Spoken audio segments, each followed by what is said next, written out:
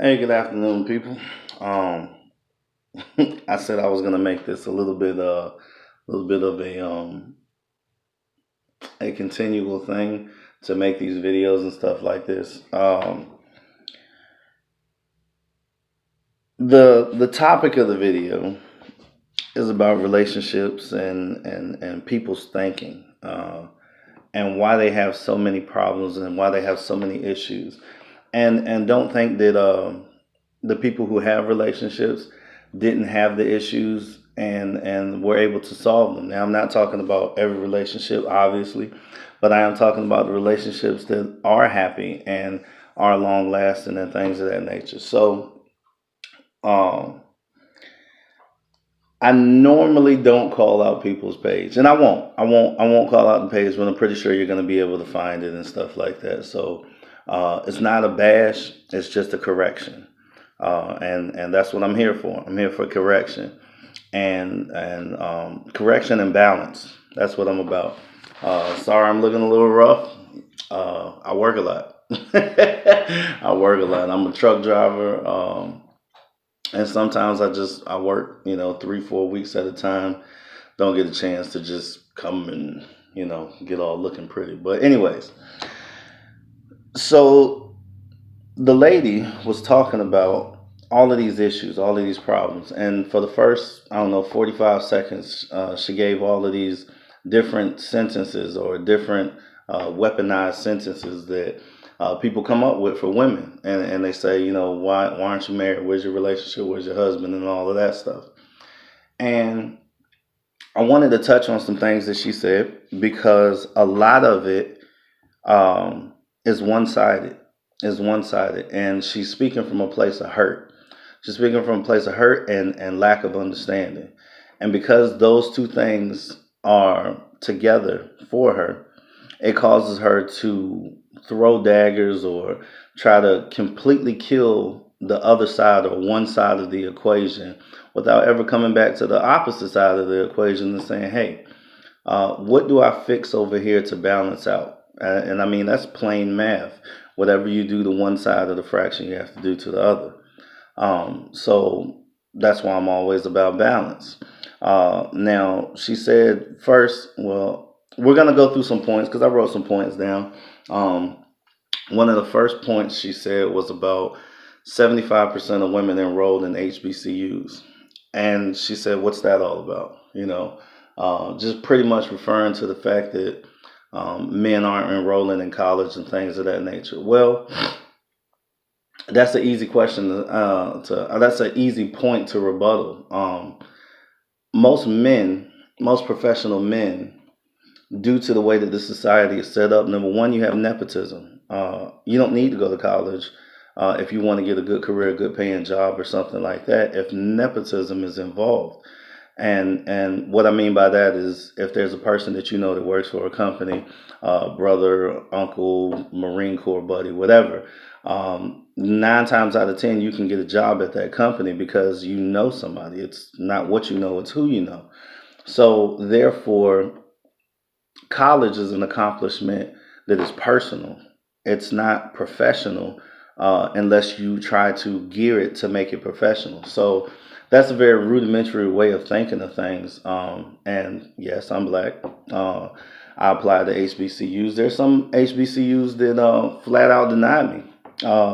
Didn't didn't accept me at all, and there's some that did accept me. Other ones that I didn't go to, namely the one that I wanted to go to was Grambling. And I'm speaking from experience, but from broad experience. So I guess you can say not only did I go through these things, but all of the people that I surround myself with or gravitate towards me will pretty much have the same thought process. That's another thing I'm gonna touch on, and all of this is gonna tie together. So let me make these points real quick because I don't want to make long videos. Um, so I applied to these colleges and things like that, and that's when I was young, 19, 20, 21 years old, and I begin to see that college wasn't what it was supposed to be or what it was cracked up to be. Society pushes a lot of things on us. And if we don't take the time to see what it is that we want, that we need, then we kind of fall into a realm of other people's reality. And I don't mean reality as in what's real and what's fake. I mean whatever is real and fake in their head, and they project that onto us. And then if you are weak minded, you fall into what other people think, and what other people try to create as a reality, because they want everybody to fall in line with them. They want everybody to, praise them, or say that they want validation. That was the other thing that she talked about, was validation, looking for validation in marriages and in relationships. So really quickly, back to the 75% role in HBCUs. Um, my wife, yes, I'm married. My wife wants to go to a HBCU. Wanted to ever since she was a little girl. Never had anything to do with any man. Never had to do with her father telling her that that's what she needed to go. Truth be told, she didn't have her father in her life, not until she got older, and they mended their relationship. So some of that stuff that people say, it comes from a place of hurt. And when you're hurt, you start speaking on your personal experiences, and you start speaking against things on the other side in a negative manner, which doesn't do anybody any good, especially if you have a lot of people that listen to you and follow you. So the reason why there's 75% of women enrolled is because women are now moving in a forward progression to equality, I guess you can say. And there's a lot of things that women couldn't do 10, 20 years ago that made it difficult for them to do anything in the educational field, or move up in the world, and in the corporate world and things of that nature. And when they figured out that they could go to school, and that school could lead to them getting a corporate job, and that's what they wanted to, that's what they started enrolling in. And it's really just that simple. It doesn't have anything to do with women wanting education and low vibration men don't want education. Now, there was another thing that one person pointed out in the comments, because I read all the comments. I have time. I make time. You make time for what you want to do. And this will be the last time that I address anything that has to do with her channel, anything that has to do with her. I watch from time to time just to see what she has to say. But outside of that, me and her don't share the same views at all when it comes to relationship or dating or men and women, because I'm married. She's not. I live a different life. My wife had her own opinion about watching her, because sometimes me and my wife sit down and watch her show together and just see, what it is that she's going to say, or what if anything she says is of any validity, or we can use it in any type of way to maybe uplift our kids or a person that we're affiliated with. And most of the time, it's not. It's usually a talking point to show not that she's wrong, but unbalanced. Um, and that's what we're about in this house, is balance. So, anyways, back to the points. So she was talking about low vibrations. Well, the person in the comments that I was speaking about talks about, or commented, you attract what you are, and that is 100% true. And the reason why a lot of people deny that is because they don't want to acknowledge or take accountability for the person that they are at that particular time, and what you're trying to be. So when you're attracting a certain thing, if you're attracting deadbeats or dusties, because I had a conversation with another young lady about the same thing, and saying, I don't attract dusty men. Well, you can. You can attract dusty men, especially if your attitude is messed up at that point in time. And whatever you're going through in your life, whatever you're going through at that period, until you change it, you're going to attract like-minded people. You're going to attract like attitude people. So people who share your mindset, share your attitude, share your worldviews and stuff like that, you attract it. Not in the sense of you can just be sitting and all of these dusty dudes are going to come. No.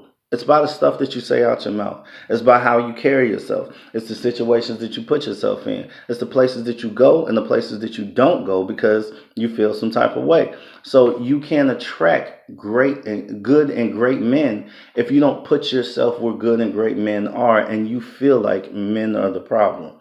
So you're never going to attract good men. So now that kind of defeats your argument about, oh, black men don't want to marry black women and things like this. No, it's not true. That's not true. It's not true. Not like it's a total lie. It's not true in the sense that black men don't want to marry black women. Some black men who are conditioned other types of ways or who grew up around other types of women usually gravitate to those other types of women. So there was a very rudimentary approach to men and why they attract what they attract, or um, why they marry the women they marry, or be in relationships, or date, or don't date at all. It is solely dependent upon their upbringing, how they interpret the information that's given to them, or the teachings that's given to them. If they've been through any traumatic experiences that have to do with a certain type of woman, or a certain thought process that they have, all of these things play a factor. So if there's a black man that wants to marry a white woman, sometimes you got to look at, did he grow up around white people and this is all that he's seen in a positive light? And then that goes back to the parents of what position did they put them in. Now, that's one thing that I'm very conscious of, because I have I have kids, and I have, ever since I got out of the military, I've always scrutinized the place that I move. The place that I move, and what school my kids are going to go to, what kids are in the neighborhood, what race and ethnicity of the people are that are around and stuff like that. And if I don't put them in a culturally diverse situation, then I can't expect them to accept all people. If I put them around all black people, I can expect them to like all black people, even growing up. So that's a very rudimentary way of thinking on her part, to say that it's low vibrations and stuff like that. She also talked about looking for validations through relationships. Because like I said, that first 45 seconds they were saying, why you're not married, where your husband, and all of that stuff. People don't look for validation through just marriage or through just a relationship. They look through validation, period.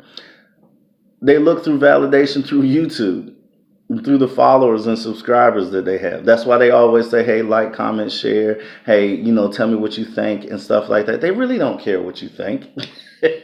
Most of the people that say, tell me what you think, don't care what you think. They have no want, no desire to balance out their life and their situation. So with that being said, it is probably the most disingenuous comment or statement that they can make. So looking for validation, yeah, you look for validation from a whole bunch of things in life. But it's not just relationships. You look through validation. You look for validation through your job, through your economic status, through your socioeconomic status. Some people got to look through it through the car that they have, or the house that they buy, or how much money they have in their pocket. Validation comes in all forms. But if she's just speaking to relationships, yes, there are some people that find validation in their relationship, because a relationship is a show of wealth and how stable you are and how balanced you are. And no, you can't tell what's going on in the relationship behind. Making my video. So I'm sorry. no, you're not. I didn't know. I thought But you was following somebody. yeah, that's my wife. There you go. So just so y'all know. Anyways, there's tons of things that you look for validation in. She also talked about, when she was doing her research, all the shelters are full. Well, that's a product of society, because there's a lot of men out there that go through pretty much the same thing. There are a lot of men that be abused. There are a lot of men that are stalked. There are a lot of men that are in wayward situations, and they need to get away from the situations. But what's the percentage of male shelters? You can do that research on your own. I've done the research, but I'm not going to sit here and throw a whole bunch of numbers at you, because if you don't like what I say, then the numbers are not going to matter, no matter. Yes, ma'am. Excuse me with my church finger. Have you eaten? Because I know you just woke up. I know you're doing your video, but they can wait for you to eat. Oh no, I gotta hit this video real quick, and then I'm gonna eat. What you want to eat? I don't know yet. I gotta figure that one out. You want me to make you some? No, not right now. But so the shelters are full to capacity with women because number one, there's a lot of women that don't want to depend on their family members in order to help them when they go through a bad situation. There's a lot of women that are not going to take accountability for picking that bad situation. There's a lot of women that will go to a shelter first before they go to other resources or other avenues of help because there's a lot of avenues of help for women in this society. And that's what you need to speak on. You don't need to speak on anything abroad or overseas because they have different cultures. They don't consider themselves black. They consider themselves by the land that they grew up in. So even though you have the same hue or melanin or skin color, skin tone, however you want to say it, they don't call themselves black UK people or black this or black that. If they do, sometimes, very rarely, if they were born native to that land, then they don't call themselves black at all. But if they might have moved there, or they want to make you feel comfortable as a tourist, not terrorist, but they want to make you feel comfortable as a tourist, they're going to say anything they can just to kind of smooth out the brief relationship between y'all. So don't necessarily take that as it being the whole truth. Just be quiet. So um, that's a fallacy in itself. Yes, shelters are filled with women, but there are decisions that come along with this field that cause women to be in shelters overwhelmingly. I know people that are in shelters. I talk to them and stuff, and I try to help change their mind about their situation because if you can change their mind, then you can put them in a better place, and they can start solving their own problems. Sometimes money is the problem. Sometimes there's a bad relationship that they're really trying to get away from. But those are about that much of the problem. That much of the problem has to do with their thought process and why they can't solve the problem, and that's what you got to fix. You gotta fix this here first, and as you fix this, this will follow, and then your reality starts to change. Everything else you start attracting those high vibrational people and situations and things like that, and you can fix a lot of things in that manner. Um and, and her talking about the other black communities around the world, they're not black communities. They're not black communities. I have a very diverse cultural background through family and through friends and through the military. And those people do not identify themselves as black. They identify themselves by the land in which they live. So if they're from Chile, they are Chilean. And I know tons of Middle Eastern people being in the military. That's kind of what comes along with the territory. But anyways, they don't identify like that. So it's not. I don't want to say it's a fallacy in the sense of trying to belittle her because that is not what I'm trying to do. I'm trying to shed light on the things that she were talking about because she may not know. She may not know. A lot of people are not educated. And when I say educated, it means not college educated, has nothing to do that is indoctrination. Two different things. A lot of people have not experienced a lot of things around the world or things in their community where they can say that, oh, this is different than what I think it is. And if their mind is a certain way, then even when they see the same thing that you see, they change it around in their mind and they give it to you from that place of hurt. She was talking about how girls are socialized. Uh, Everybody's socialized, men and women, and you're socialized to do a broad spectrum of things. And the problem is when you're only in this much of the spectrum, that's all you see of socialization. You don't see the whole picture because you don't want to see the whole picture. You are solely focused on what's in that little small spectrum that you have. The more you open your views and I'm only talking about this country, this land. The more you open your views to this country and this land, the more you start to see that there's a lot on the spectrum, and they put you in a position to only see what's in the lane because that keeps you in control. That's why unity is so important. That's why, yes, sir. I didn't something right. That's why unity is so important. That's why Being together is so important. And if they can keep you divided, which is what they like to do, please don't do that. Don't open that bag of popcorn like that in here. Go in there, get you a bowl, pour it in there, something like that. I'm trying to make a video, sir.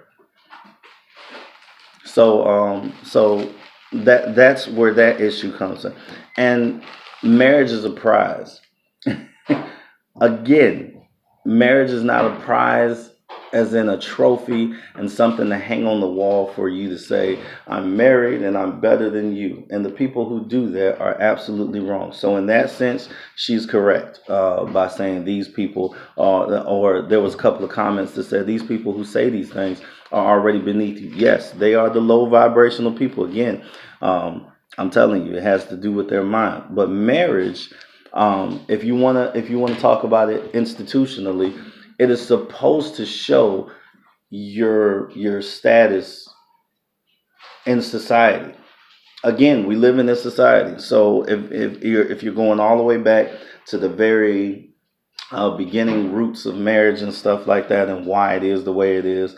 One of the functions of marriage is to show a sign of stability and balance and stuff like that, because it's two coming together to make one, not just emotional, or not just emotional. It's financial, it's spiritual, it's it's physical, it's everything that you can think of. It's the closest that you can get to being a well-oiled machine, because the balance of the two, masculine and feminine, coming together, is where you get the ultimate functionality out of the institution. So marriage is more than just a prize. That is so disingenuous to say that marriage is just a prize. And you may not be a person who wants to be married, and that's fine. Everybody's not meant to be married, and that's another disingenuous thing when you only talk about people in one area. You only give people one lane or one avenue um, to succeed, I guess you can say, or to put themselves in. So there are things that come with marriage that are supposed to be. They're like locked into that. If you want to put yourself in that lane, then that's what you need to do. Now, is there a problem with single mothers? No, there's not a problem with single mothers. Are there some single mothers out there that wish they had a whole family structure? They wish they had, the husband and the kids in the house and all that stuff together? Yes. There's some that had that, and a tragic situation happened. Maybe the husband tragically died. Maybe he got killed. Maybe he moved on or something like that, and the relationship didn't work. But they're co-parenting now. There are all different types of relationship aspects that would cause you not to be married. And being married under the state is not a sign of marriage. It is only paperwork to make sure that that other person has legal ramification, or legal authority to do certain things that have to do with the institution as a whole. So if you're looking at it from a business standpoint or a partnership standpoint, then absolutely, you have to be married under the state. I had to be married under the state in order for my wife to do certain things while I was gone in the military. She couldn't do anything paperwork wise or legal wise unless we were legally married under the state. So those are things that I had to take into precaution. But marriage, emotionally and spiritually, has nothing to do with the state.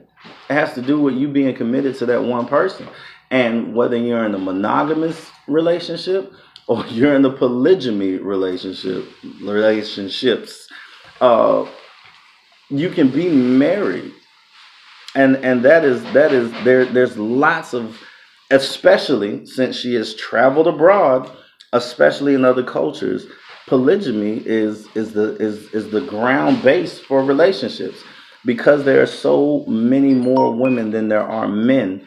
Most men who are really affluent, atop financially and stuff like that, have multiple wives. And that's the culture over there. That's the way that things go. And then you come over here and polygamy is illegal, right? And so you have to be, huh? You have to be. Sorry. Y'all are killing me. I Y'all know. only I'm doing sorry. this because I'm sorry. Talk to your yeah, they're it's illegal over here because they push monogamy, which is not a bad thing. But again, that is another thing that we are socialized, men and women. That is a part of the indoctrination of this land, and that's what comes along with it. And I would hope that y'all would get out more, that y'all would take some time to study different things for your own good, not so you can come back and have all of these talking points and show people the data and statistics. And that's probably the last thing that I'm going to hit on. Or the last two things that I'm going to hit on. One is that men's words hold more weight. Women worship men. Now, women don't worship men. You're equal in that sense, but you have different roles, right? And I'm not talking about the gender roles that society created. No, you have different universal roles. That's things that you can't get away from because it's just who you are as a two-part being, physical and spiritual. So, do men's words hold more weight? Absolutely not. Can you please chew with your mouth closed? Um, they don't hold more weight. Most of the time, what comes out of a man's mouth is directly influenced by a woman, and the man is the speaker simply because of the way we are in this society. There are a lot of societies. There are a lot of Hungarian societies. There are a lot of Argentinian societies where women speak and men don't.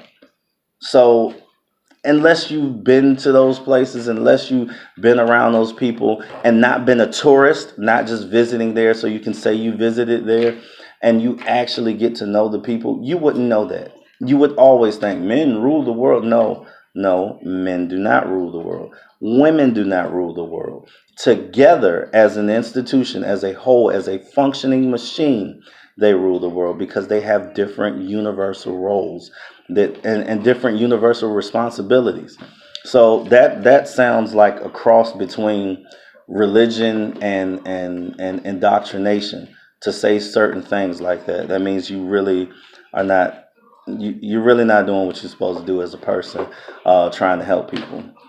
And the last thing I'm going to touch on, yeah, I'm going to wrap this up because my family is here now. They're getting home from school and coming in, and they're functioning. I'm messing with their life functions right now, so I'm gonna stop messing with their life functions. The last point that I wanted to hit on um, was just that you're not supposed to bash people.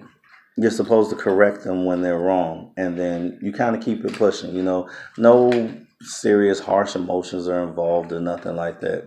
Correcting somebody is your duty, especially if you are well versed in that area.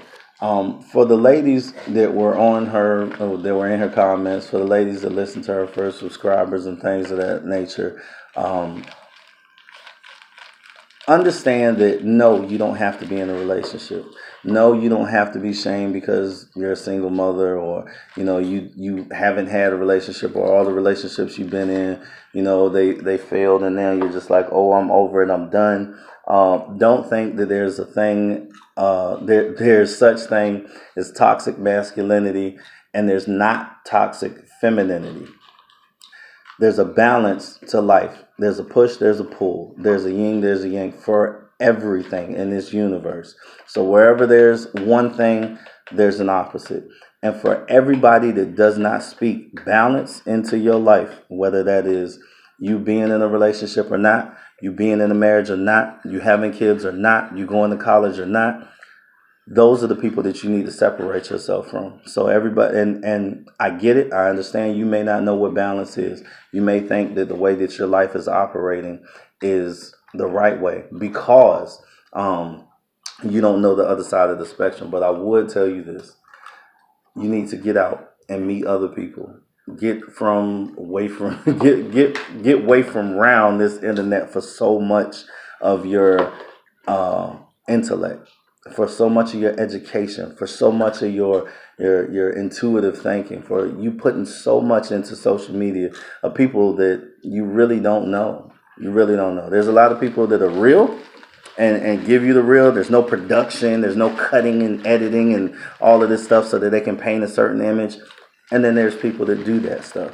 And when you start getting around those people who got to make the show and give the people what they want, giving the people what they want is not giving the people what they need. And they're not in the lane of helping. They're in the lane of making money, entertaining, and they need that validation. They need that attention.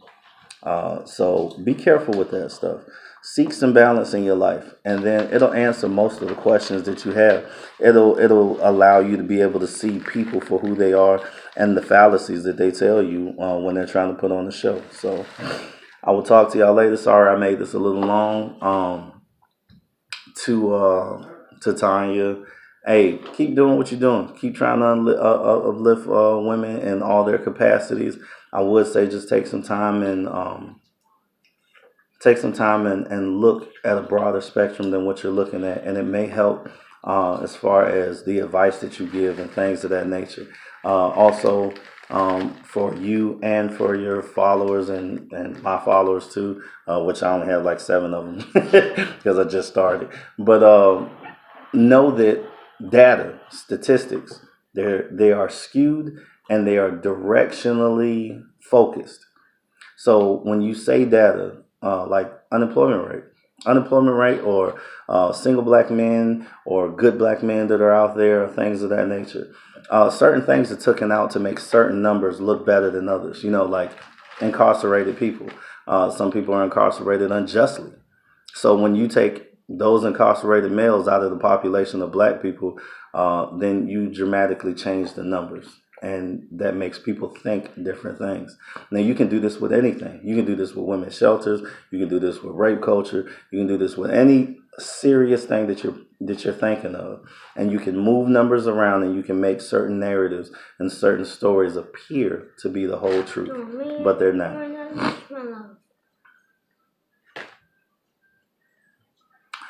I'll talk to y'all later.